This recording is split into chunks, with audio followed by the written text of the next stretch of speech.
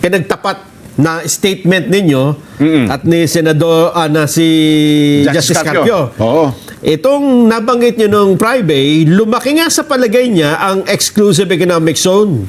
Ipinamigay niya yung 242,000 square nautical miles territorial sea. Yung ibig sabihin parte ng ating territory. Yung maritime rights, limited lang yun. Economic rights lang yun. I charge him treason for this. Yan. Kailangan malaman mo na, Justice Carpio, kung nakikinig ka. Yan. Oo. Sagot naman ni Justice Carpio, every first year law student knows that treason cannot be committed during peacetime. So, laging ganyan ang mga banat na galing gano'n. Laging maliliit sa kapwa. The crime of treason can be committed only if the Philippines is at war. That is clear in Article 114 of Revised Penal Code. Yan. Ayan, Sen. Alam mo, sana maano natin sa Ina-upload lang, Sen. in-upload na ni Direk Opo, para Direk, mas oo. malinaw kasi. Yes po.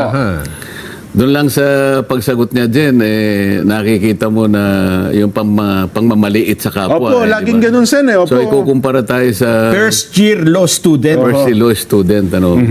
Total, sa kanya naman ang gagaling. Akala ko kasi, malawak ang pangunawa ng taong ito eh. Kaya ganun lang ang sinabi ko eh. Actually, ang gusto ko sabihin, I pronounce you guilty of treason already. Hindi na kita kailangang i-demanda pa. Okay? Alam niya na ang ibig ko sabihin, yung connotation noon. Ano? Bakit ka mo? Ang sabi ko nga, alam mo, maski na grade 1 naman na pupil dyan, Opo. naiintindihan niya na hindi mo pwedeng ipamigay ang saganang sayo. Lalong-lalo na kung pinag-uusapan natin ay teritoryo.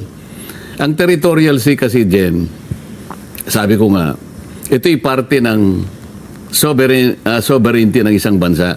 Tama Hindi po. lamang yung land features.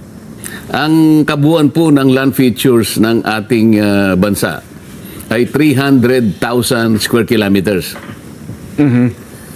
Ngayon, sa pagkakakwenta niya doon sa pinag-uusapan nating teritoryo, sana na pwede nang iano ni Direk para makita ng mga kababayan natin yung total ng ating territorial sea. Na ito'y kinuwenta. Ayan.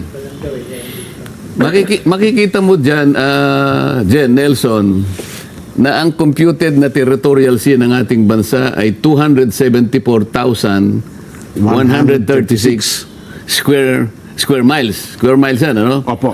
Ngayon makikita mo, noong i-dispose niya yung Republic Act 9522, kasi naging ano ito eh, naging asunto ito, kinwestiyon siya ng isang professor ng international law sa UP, Justice si Professor Magallona. Melvin Magallona yata. Opo, Yun. tama po. Yung RA 3046 at saka yung RA 9522. 952. Opo. Ngayon, makikita mo doon sa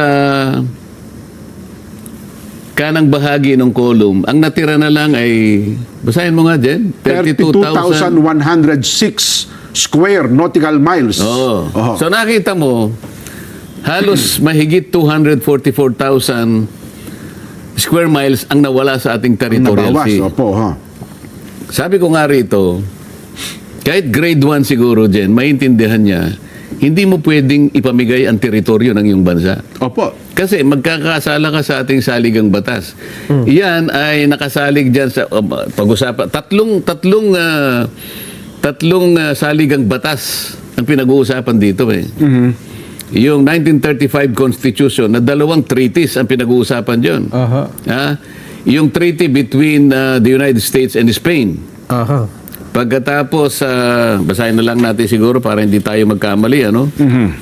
Merong United States at saka Spain, December 10, 1898. Ito yung sa Article 1 ng National Territory ng 1935 Constitution.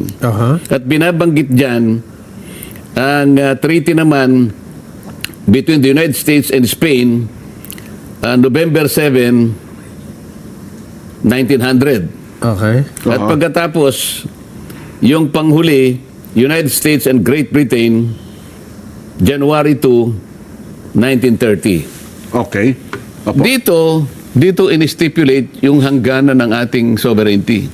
Yung, kaya nga, ang Article 1, nakalagay po dyan, national territory. Okay. Ngayon, kaya nag-asunto si Professor Magallona, hindi niyo pwedeng baguhin, sabi niya, sa magitan kanya noong 95-22. Mababago kasi yung Republic Act 3046. Yung 1961 kasi, nakaso ito, idinrowing ang ating archipelagic baselines. Opo. Ngayon, dahil nagkaroon nga ng UNCLOS, actually, mahaba ito, ano? Opo. Gumawa ng isang panukalang batas si dating Senador Miriam Defensor Santiago, at siya nag-aalala baka magkaroon nga ng problema sa ating national territory as defined in 1935 Constitution. Kasi ito, hindi na bago ito eh. Walang isa mang estado ang tumutol, kahit ang China, hindi niya tinutulan yung ating national territory. Sa mga tweet, define na dito yung ating territorial seas. Yung una pa. Hindi lamang nilagyan ng ng hangganan.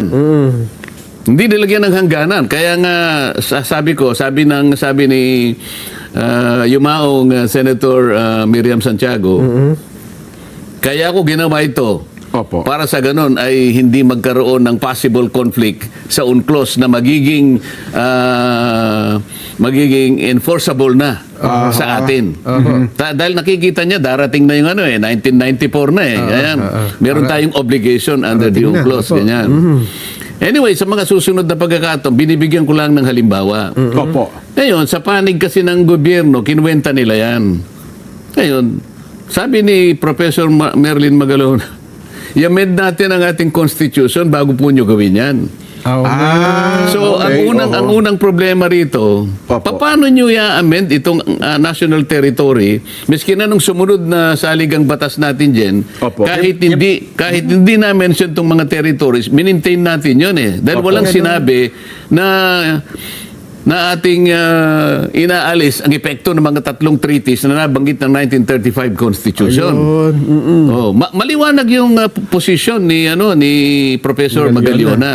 So dalawang bagay ang problema rito. Sabi niya, mababago sabi niya kapag hindi ninyo inamend ng Constitution, magkakamali kayo. Opo. So constitutional violation ito. At nung actual na makwenta, sinasabi ko nga, isipin mo, from 247,000, naging 32,000 na yan, ipinamigay mo. Kumbaga sa isang komunidad, ito yung plaza mo. O kaya ano man yung patrimony ng isang lugar. Opo. Isang lawa siguro o isang ilog. Basta mo na lang ba pinamigay yun?